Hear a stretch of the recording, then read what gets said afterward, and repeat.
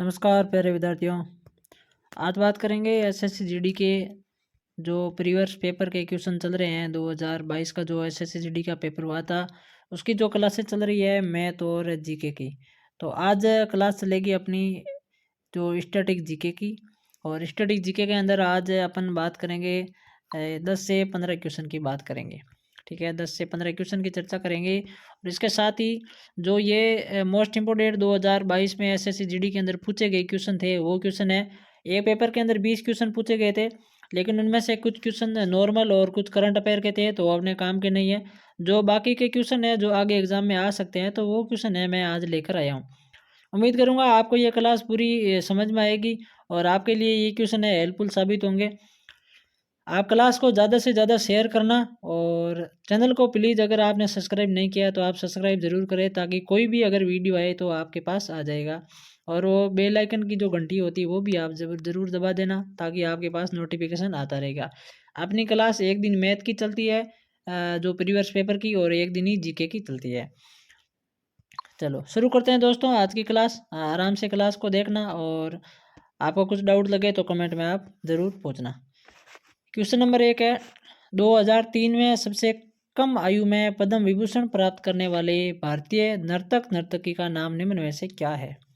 बहुत ही most important question है। SSC GD का 2022 का जो पेपर आया था उसके अंदर ये क्वेश्चन पूछा गया था कि 2003 में सबसे कम आयु में पद्म विभूषण प्राप्त करने वाला भारतीय नर्तक या नर्तकी निम्न में से कौन था। इस क्वेश्चन का आपका जो राइट आंसर था वो था ए, सोनल मानसिंह। सोनल मानसिंह को इसका राइट आंसर माना गया था। ये आप पहला क्वेश्चन हार्ड देकर घबरा मत जाना, क्योंकि हर कंपटीशन एग्जाम का जो 10% पेपर आता है वो हार्ड आता है, बाकी 90% है वो औसत एवरेज ही आता है। 10% तो हर एग्जाम ही हार्ड आता है, तो उसमें आप चिंता मत कीजिए। आपका राइट आंसर है वो सोनल मान सिंह का हो जाएगा। पद्म विभूषण की अगर आप बात करते हो तो भारत रत्न के बाद दूसरा जो सबसे बड़ा सम्मान है वो पद्म पुरस्कार है। पद्म पुरस्कार के अंदर आपके 3 प्रकार है, एक तो पद्म विभूषण है, ठीक है, और पद्म विभूषण है, ठीक है, पद्म विभूषण, पद्म भूषण और पद्म श्री, तो ये 3 प्रकार के हैं। इनकी शुरुआत अगर बात करोगे तो आप 1954 के अंदर इनकी शुरुआत होती है। उसके बाद में जो भारतीय जनता पार्टी की सरकार आती है वो 1977 के अंदर इसको बंद कर देती है इनको, ठीक है। और उसके बाद में फिर से कांग्रेस की सरकार आती है और 1980 के अंदर वापस इनको शुरू कर देती है, ठीक है। और इनकी शुरुआत है वो कब से होती है, तो 1954 के अंदर इनकी शुरुआत होती है भारत रत्न के बाद ही। तो इससे रिलेटेड था थोड़ा, मैंने आपको बता दिया। बाकी अपना राइट आंसर है ए इज करेक्ट आंसर हो जाएगा। चलो बात करते हैं क्वेश्चन नंबर 2 की। क्वेश्चन नंबर 2 अपना पूछा गया था, फीफा विश्व कप 2022 की मेजबानी किसने की थी। देखो ये क्वेश्चन करंट अफेयर का था, लेकिन अपने को यह भी पूछ लिया जा सकता है अभी भी इस एग्जाम के अंदर। इस क्वेश्चन की राइट आंसर की अगर बात करेंगे तो इसका जो राइट आंसर है अपना वो क्या हो जाएगा, सी इज करेक्ट आंसर होगा। क्या होगा, सी है अपना करेक्ट आंसर हो जाएगा। क्या है, कतर। 2022 का जो फीफा वर्ल्ड कप है ये कतर के अंदर हुआ था। फीफा वर्ल्ड कप है यह प्रत्येक 4 वर्ष के बाद में होता है एक तो, ठीक है। तो अभी जैसे अगला जो मैच होगा वो कहाँ पर होगा, तो वो आपको उतारना है। वो 3 जगह होगा आपका। एक तो आपका यूएसए, उसके बाद में आपका एक है मेक्सिको, ठीक है, ये आप उतार लेना मेक्सिको, और है आपका कनाडा, ठीक है। तो आपका यूएसए, मेक्सिको और कनाडा के अंदर 2026 का जो फीफा विश्व कप है ये होगा इन 3 देशों के अंदर। 2022 का कतर के अंदर हुआ था, एग्जाम के अंदर पूछा गया था। और कमेंट के अंदर आपको यह बताना है कि 2018 का जो हुआ था वो कहाँ पर हुआ था। 2018 का फीफा वर्ल्ड कप है वो किस देश के अंदर हुआ था, ये आप मुझे कमेंट के अंदर बताओगे। आगे बात करते हैं क्वेश्चन नंबर 3 की। बहुत ही अच्छा क्वेश्चन है ये भी। निम्नलिखित में से किस शास्त्रीय नृत्य रूप की शुरुआत 16वीं शताब्दी में ने वैष्णव संत महापुरुष शंकर देव के द्वारा शुरू की गई थी, ठीक है। पूछा गया कि कौन सा शास्त्रीय नृत्य है जिसकी शुरुआत 16वीं शताब्दी के अंदर वैष्णव संत महापुरुष शंकर देव के द्वारा शुरू की गई थी। आओ बात करते हैं इसके जो ऑप्शन है, इनकी 4 ऑप्शनों की। तो इस क्वेश्चन की जो राइट आंसर की अगर बात करेंगे तो इसका जो राइट आंसर होगा अपना वो हो जाएगा डी। कौन सा नृत्य था, सतरी। यह नृत्य कहाँ का है? तो ये यहाँ मैं आपको बताता हूँ, असम का एक शास्त्रीय नृत्य है। क्या है? असम का शास्त्रीय नृत्य है। आपको एक तो ये ध्यान में रखना है। दूसरी बात, इसकी जो इसकी शुरुआत है जो वो 16वीं शताब्दी के अंदर, इसको सबसे पहले है 16वीं शताब्दी के अंदर इसकी शुरुआत होती है। ठीक है, ये आपको ध्यान में रखना है। बाकी कुचिपुड़ी आपका कहाँ का है? तो आंध्र प्रदेश का आपका शास्त्रीय नृत्य है। उड़ीसी भी है जो उड़ीसा राज्य का आपका शास्त्रीय नृत्य है। ठीक है, और मोहिनी अट्टम है वो भी आपका आंध्र प्रदेश का क्या है और अब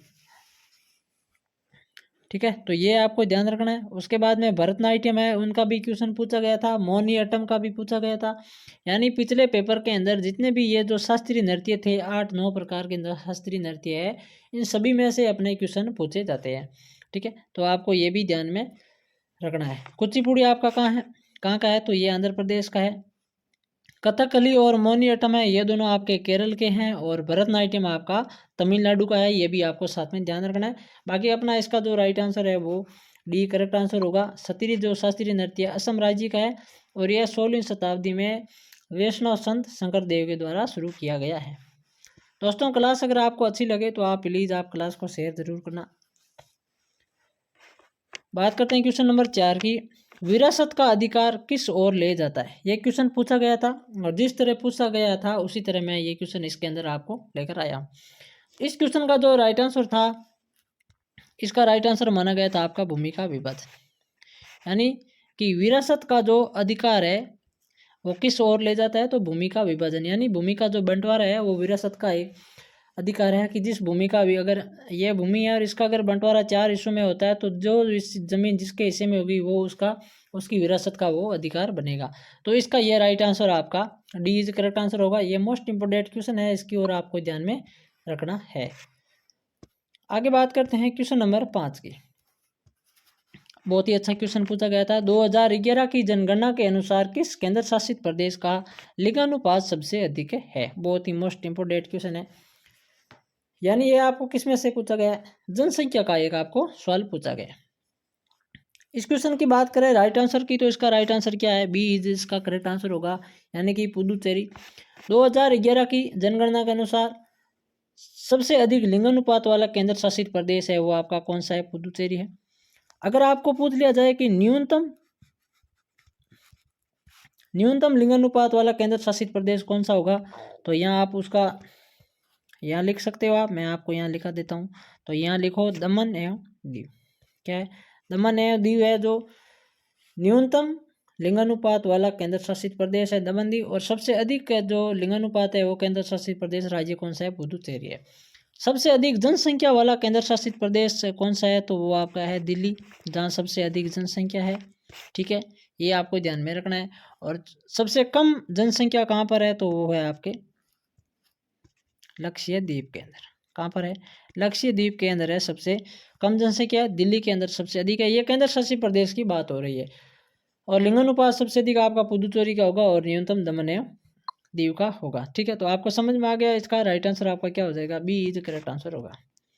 आगे बात करते हैं क्वेश्चन नंबर 6 की। क्वेश्चन नंबर 6 है, गांधी इरविन समझौते पर हस्ताक्षर है किस वर्ष हुए या किए गए थे? ये क्वेश्चन पूछा गया था। इस क्वेश्चन का राइट आंसर आपका क्या हो जाएगा? तो सी इसका राइट आंसर होगा। गांधी इरविन समझौता जो, यहाँ मैं आपको इसकी पूरी डेट बता देता हूँ। 4 मार्च 1931 को महात्मा गांधी और भारत के वायसराय लॉर्ड इरविन, ठीक है, महात्मा गांधी जी और भारत के वायसराय लॉर्ड इरविन के मध्य यह समझौता हुआ था। और यह समझौता होने के बाद सविनय अवज्ञा आंदोलन जो था, ये 1930 के अंदर जो सविनय अवज्ञा आंदोलन चल रहा था, सविनय अवज्ञा आंदोलन, इस आंदोलन को स्थगित किया गया था। ठीक है, तो आपके दो तरह के इसके क्वेश्चन आ सकते हैं। एक तो पूछा जाएगा कि सविनय अवज्ञा आंदोलन को स्थगित करने से पहले कौन सा समझौता हुआ था? तो गांधी इरविन समझौता हुआ था, या गांधी इरविन समझौता इसको स्थगित करने के लिए हुआ था। गांधी इरविन समझौते में कौन सा आंदोलन स्थगित किया गया था? तो सविनय अवज्ञा आंदोलन किया गया था। इसको आपको मुख्य तौर से ध्यान रखना है। और यह जो समझौता 4 मार्च 1931 के अंदर महात्मा गांधी जी और लॉर्ड इरविन भारत के वायसराय थे उनके मध्य हुआ था। ठीक है, तो इसका राइट आंसर आपका सी हो जाएगा। आगे बात करते हैं अपन क्वेश्चन नंबर 7 की। देश के राष्ट्रपति को उनके पद से हटाने को किसके रूप में जाना जाता है? यानी इन चार में से कौन सा ऐसा है कि जो देश के राष्ट्रपति को उनके पद से हटा देने का एक ऐसा अधिकार है? ठीक है, तो इनकी बात करते हैं, इनके पद को हटाने की। तो इस क्वेश्चन का जो अपना राइट आंसर होगा वो क्या हो जाएगा? सी इज करेक्ट आंसर होगा। आप सभी को पता है महाभियोग, यानी महाभियोग के द्वारा देश का जो राष्ट्रपति है वो अपने पद से है वो हट सकता है, या वो खुद है त्याग पत्र भी देकर अपने पद से जो है वो मुक्त हो सकता है। अब महाभियोग है जो संविधान के आर्टिकल 61 के अंदर है, वो महाभियोग है। महाभियोग लगाकर देश के राष्ट्रपति को उसके पद से हटाया जा सकता है। महाभियोग क्यों लगाया जाएगा? कि वो अगर संविधान का उल्लंघन कर रहा है, संविधान का उल्लंघन अगर वो कर रहा है तो उसको भारत के जो संसद के किसी भी सदन में, ठीक है, संसद की किसी भी सदन में है वो उसके ऊपर महाभियोग चलाया जा सकता है और उस महाभियोग के तहत उसको पद से हटाया जा सकता है। ये आर्टिकल 61 के अंदर कहा गया है। अगर आपने महाभियोग के बारे में पूरा नहीं पढ़ा है तो आप आर्टिकल 61 पढ़िए, उसके बारे में आपको पूरा पता चलेगा कि राष्ट्रपति को क्यों क्यों हटाया जाता है, किसकी जो दोनों सदन है, जो लोकसभा राज्यसभा, कहीं पर भी ये महाभियोग चलाया जा सकता है। ठीक है, 14 दिन पहले इनको सूचना भी दी जाती है और आर्टिकल 61 के तहत संविधान का उल्लंघन करने पर इनको पद से हटाया जा सकता है। तो इसके लिए आपका राइट आंसर है वो सी इज करेक्ट आंसर होगा। दोस्तों क्लास को शेयर जरूर करना। मैथ की भी जो अपनी क्लास हैं वो भी कंटिन्यू हो रही है, एक दिन छोड़ के एक दिन मैं आपको मैथ भी करवा रहा हूँ। मोस्ट इंपोर्टेंट क्वेश्चन जो प्रीवियस के अंदर जो मैंने आपको कहा था कि टोटल जितने भी मैथ और जीके के क्वेश्चन होंगे मैं आपको सभी के सभी करवाऊंगा। स्वतंत्रता के बाद भारत ने किस वर्ष अपनी पहली पंचवर्षीय योजना शुरू की थी? बहुत ही अच्छा मोस्ट इंपोर्टेंट क्वेश्चन है ये भी। तो आप सभी को पता है पंचवर्षीय योजना की शुरुआत 1951 के अंदर हुई थी। पंचवर्षीय योजना, पहली पंचवर्षीय योजना का अगर आपको कार्यकाल पूछ लिया जाए तो आपको क्या बताना है? 1951 से लेकर 1956 तक है और पहली पंचवर्षीय योजना चली थी। 1956 से लेकर 1961 के बीच में दूसरी चली थी, ठीक है, और 61 से लेकर वापस है वो आपकी 67 तक है वो तीसरी चली थी। और ठीक है, तो ये आपको ध्यान में रखना है।